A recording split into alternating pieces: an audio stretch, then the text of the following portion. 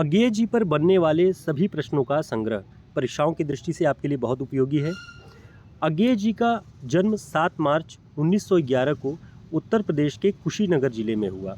उन्होंने कविता, कहानी, उपन्यास, यात्रा वृत्तांत आदि विधाओं में रचनाएं की। अज्ञेय जी ने इलाहाबाद से सन 1947 ईस्वी में प्रतीक नामक पत्रिका निकाली।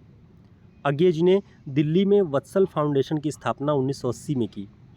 वर्ष 1964 ईस्वी में उन्हें आंगन के पार द्वार काव्य संग्रह के लिए साहित्य अकादमी पुरस्कार मिला।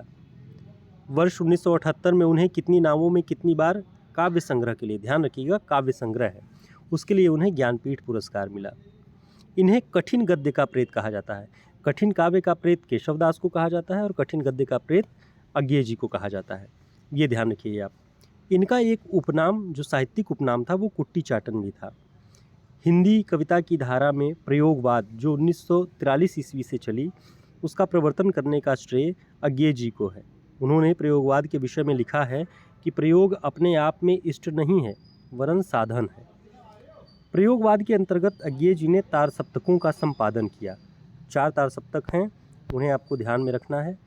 प्रयोगवाद पर मनोविश्लेषणवाद, कलावाद, अस्तित्ववाद का भी काफ़ी प्रभाव था। अज्ञेय जी ने प्रयोगवादी विचारधारा का उद्देश्य नई राहों का अन्वेषण माना है। तो नई राहों का अन्वेषण प्रयोगवाद को किसने माना है? अज्ञेय जी ने। अज्ञेय जी आत्मचेतस प्रवृत्ति के लेखक थे।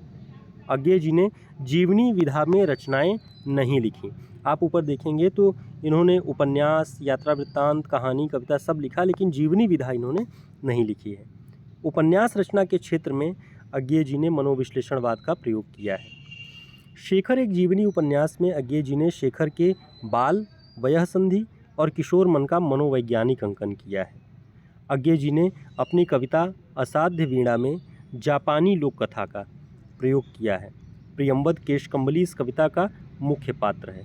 तो आपको ध्यान रखना है कि असाध्य वीणा कविता का जो मुख्य पात्र है प्रियंवद केशकम्बली, और इस कविता पर जापानी लोक कथा का प्रभाव माना जाता है।